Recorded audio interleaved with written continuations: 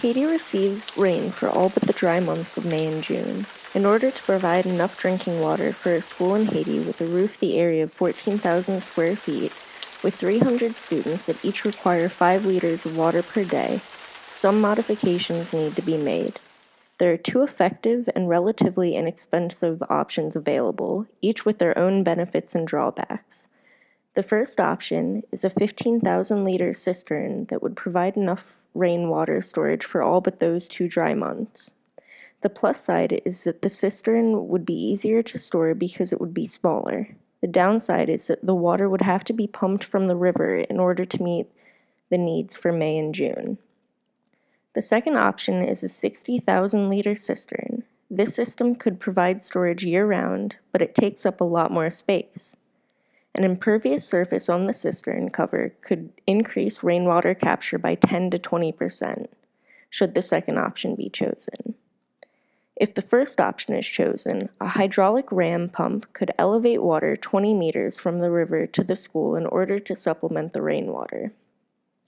Filters will be installed on the school campus either way in order to filter the water sources, removing sediment and pathogens that impair drinking water quality.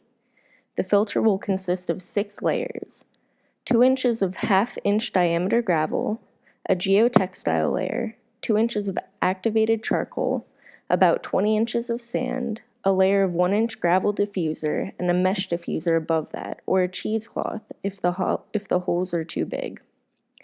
In order to create the filter, start with an empty column. Next, you will be adding gravel.